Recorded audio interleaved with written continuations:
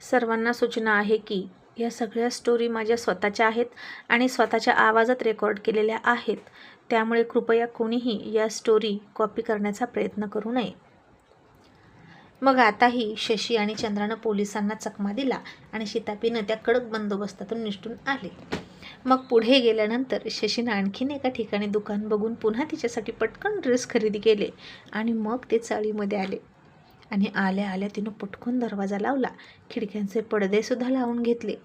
आणि शशी म्हणाला, अगं आता कोणी नाही येणार, दरवाजा कशाला लावतेस, आपण सेफ आहोत आणि इतकं बंद का करून घेतेस. चंद्रा म्हणाली, मला भ्या वाटतं, पण हे असलं कसलं तुझं जगणं, बाहेर फिरायचंच नाही का, सारखं पोलीस तुझ्या मागे का लागतात, तू असं केले तरी काय ते तरी सांग. आणि होय र, तो नारळ मारलेला माणूस मेलाच होय.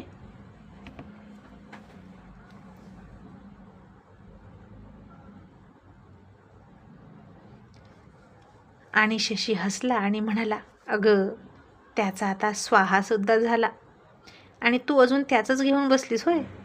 चंद्रा म्हणाली, पण कोणाला कळलं नाही होय त्याला मारलेलं, आणि कोणी तुला पकडायला कसं नाही आलं. शशी म्हणाला, तो इथं आला बाबांवर हल्ला करायला आणि ज्यानं त्याला पाठवलं होतं त्याला कळलं असेल की त्याचं काय झालंय, कारण बाबा जिवंत म्हणजेच तो हल्लेखोर मसनात. आणि या धंद्यात असंच असतं चंद्रा, कितीतरी जणांचे जीव जातात पण कुणीही चौकशी करायला येत नाही. आणि चंद्रा म्हणाली, पण कसला धंदा, माणसं मारण्याचा का. आणि आता शशी थोडासा गप्प बसला आणि थोडं गंभीर होऊन म्हणाला, चंद्रा मला खरं तर तुला या विषयावर बोलायचं आहे, माझा भूतकाळ कसा आहे त्याविषयी बोलायचं आहे. चंद्रा मला तुला खूप काही सांगायचं आहे.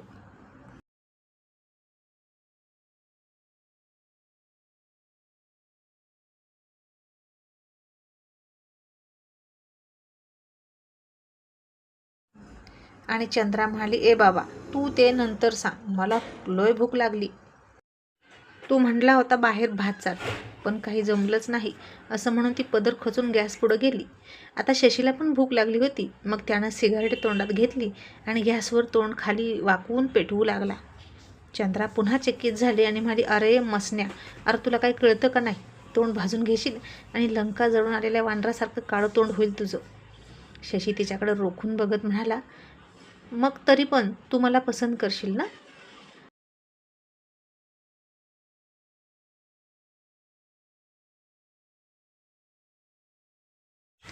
चंद्रा गप्प बसली आणि लटक्या रागात म्हणाली, तुला कोण म्हणलं की मी तुला पसंत करते. शशीनं तिच्या कमरेत हात घातला आणि आणखीन जवळ ओढली आणि चंद्रा त्याच्याकडे डोळे मोठे करून बघायला लागली. आणि शशी तिच्या डोळ्यात डोळे घालून म्हणाला, मग का माझ्यापासून लांब जात नाही.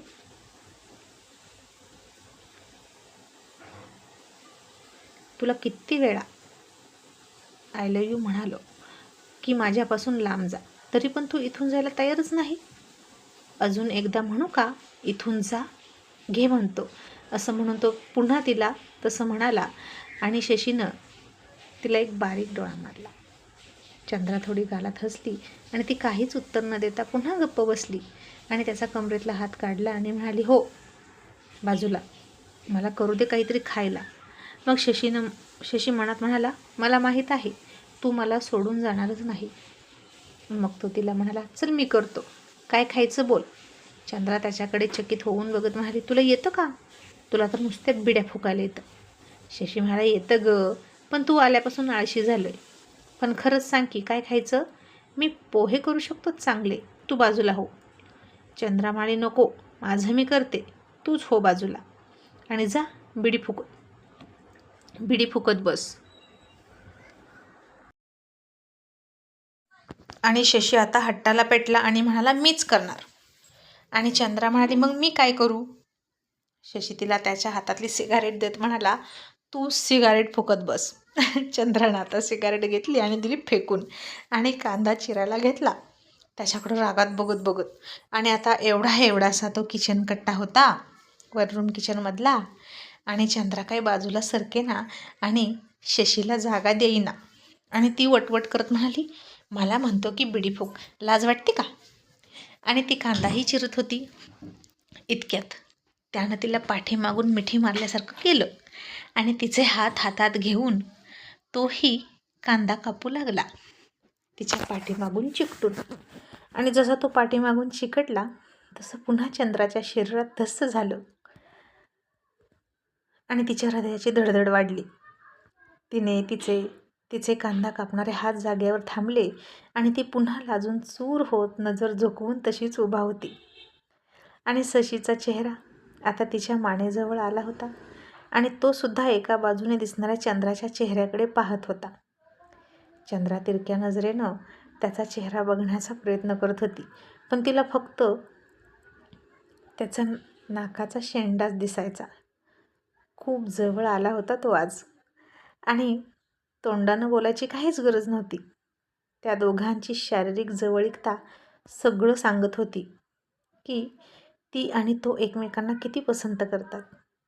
आणि काही वेळ असाच गेला आणि मग ती त्याच्या पोटात कोपर मारत म्हणाली, बाजूला हो की, नाहीतर मीच बाजूला होते, कर तूच. आणि शशी हसून म्हणाला, अब आया ना उन पहाड के नीचे. आता तू एक काम कर, तू हे ड्रेस ट्राय कर. चंद्रा काहीच न करून म्हणाली, काय करू? शशी म्हणाला, अगं घालून दाखव, मी तोपर्यंत पोहे करतो.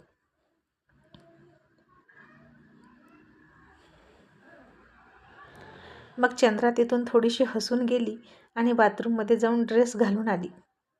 आणि शशीनं तिला बघितली आणि किती सुंदर दिसत होती ती, एकदम हिंदी पिक्चरमधल्या हिरोईनसारखी. आणि तो तिच्याकडे बघतच राहिला.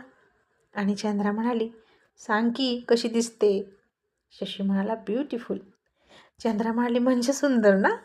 शशी म्हणाला, हो, तुला सांगू, एकदम छान दिसतेस आणि स्वर्गातल्या अप्सरासारखी. मी काय स्वर्ग बघितला नाही आणि अप्सरा पण बघितली नाही, पण जर ती असेल ना तर ती तुझ्यासारखी. असं आज शशी मुक्त कंठानं तिची स्तुती करत होता, तीही अगदी खरी खरी. आणि चंद्रा हसून म्हणाली, म्हणजे तू स्वर्गात जाणार होय? आणि शशी म्हणाला, का? तुला शंका आहे का?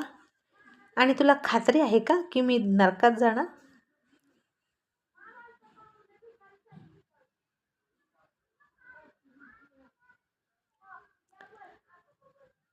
चंद्रा म्हणाली, माणसं मारतोस मग कुठं जाशील?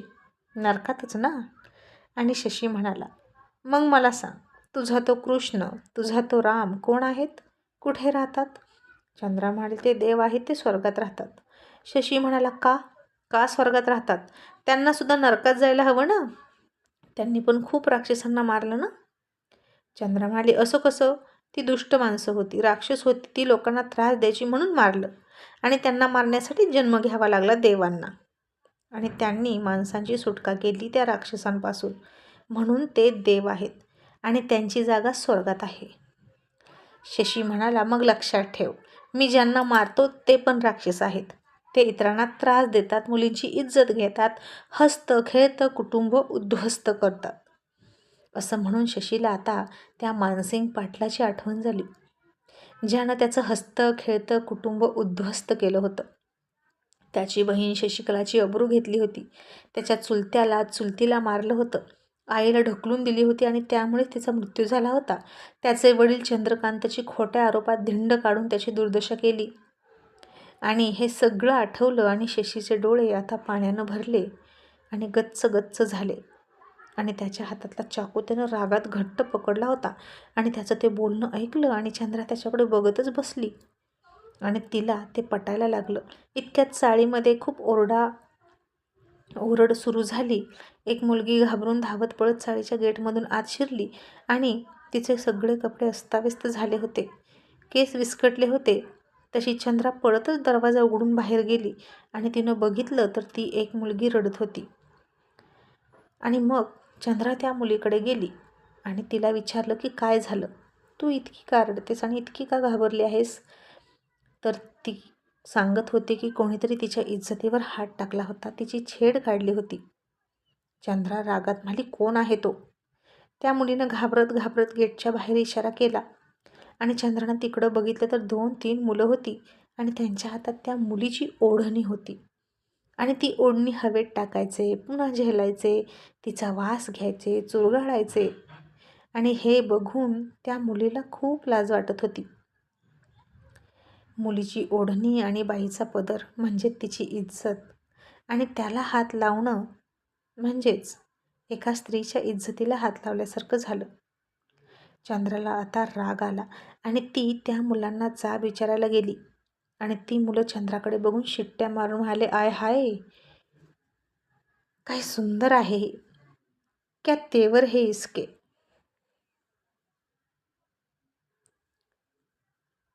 ए छम्मक छल्लो, आपल्याला तू लय आवडली.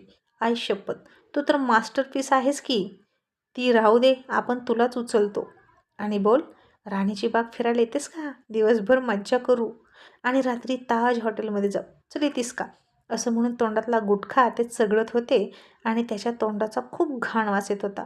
आणि ती घाणेरडी भाषा ऐकून चंद्रा चिडली आणि म्हणाली, मसन्या, तुझा मुर्दा बसवला तुझा. राणीच्या बागेत तू घेऊन जा तुझ्या आईला आणि बहिणीला.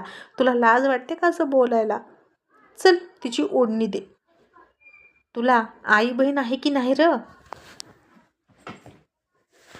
आणि तो मुलगा निर्लज्जपणे हसत म्हणाला, आई आहे, बहीण आहे, मावशी आहे, काकी आहे, आत्या आहे, पण फक्त बायकोच नाही, रात्री झोपायला. चल की, येतेस का? असं म्हणून ते फिदी फिदी हसत होते चंद्रावरती आणि दात काढत होते. चंद्रा रागात म्हणे, नालायक जात आहे नुसती. चल, तिची ओढणी दे. असं म्हणत ती ओढणी खेचणार इतक्यात त्या दुसऱ्या मुलानं ती ओढणी मागं घेतली आणि चंद्राचीच ओढणी ओढायला सुरुवात केली. तशी चंद्रानं एका हातात तिच्या छातीवरची ओढणी घट्ट पकडली आणि दुसऱ्या हातानं त्या पोराच्या कानाखालीच लावून दिली.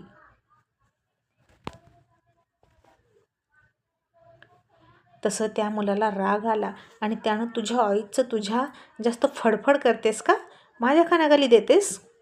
असं म्हणून चंद्राच्या कानाखाली देण्यासाठी हात उगारला तसा त्याचा हात वरचेवर कुणीतरी पकडला आणि अचानक त्याच्याच एक सणसणीत कानाखाली पडली आणि त्याच्या हातावर शशीनं धारदार चाकूनं वार केला आणि त्याच्या हातातून रक्त यायला सुरुवात झाली आणि तो मुलगा जीवाच्या आकाताने हात पकडून ओरडायला लागला. शशी आता कांदा कापता कापता तसाच चाकू घेऊनच आला होता आणि शशीने त्यांची धुलाई केली आणि म्हणाला, गुटख्याचे पैसे आहेत का तुमच्याकडे? आणि निघाला तिचा ताजचा खर्च करायला. आणि पुन्हा जर या चाळीतल्या मुलींकडे वाकड्या नजरेनं बघितलं आणि आसपास दिसला तर तुमचं स्वर्गाचं तिकीट काढून हातात देईन, असं म्हणाला. आणि त्याच्या हातातून ओढणी हिसकावून घेतली आणि लायटरनं त्या ओढणीला त्यानं तिथंच आग लावली आणि त्या मुलांच्या अंगावर फेकली आणि ती मुलं घाबरून मागं सरकली आणि त्यांच्या मोडलेल्या कमरा घेऊन माफी मागून निघून गेली. आणि शशी आता चाळीमध्ये आला आणि त्या मुलीला म्हणाला, इथून पुढे कोणीही तुझ्या वाटेला जाणार नाही. आणि हो, ती ओढणी त्याच्याकडे राहिली असती तर तुझी इज्जत त्यांच्या हातात असल्यासारखं झालं असतं. आणि जर ती ओढणी तुझ्याकडे राहिली असती तर या अप्रिय प्रसंगाची आठवण तुला सतत आली असती त्या ओढणीला बघितल्यानंतर. म्हणून ती ओढणी मी जाळली, कारण तुला मनस्ताप होऊ नये म्हणून.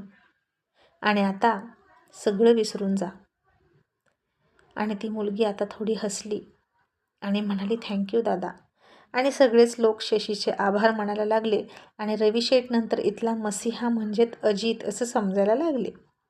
आता चंद्रासुद्धा त्याच्याकडे भारावून जात बघत होती आणि राक्षसांना, माणसांना त्रास देणाऱ्यांना शिक्षा करतो तो देव असं तिलाही वाटू लागलं.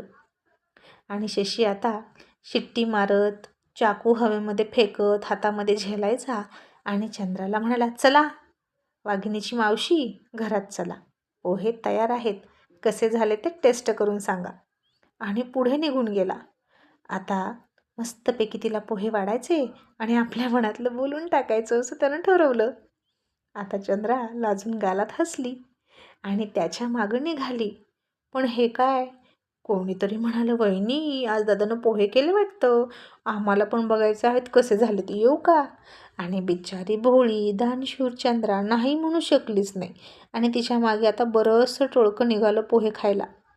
आणि शशी मात्र तिची वाट बघत होता.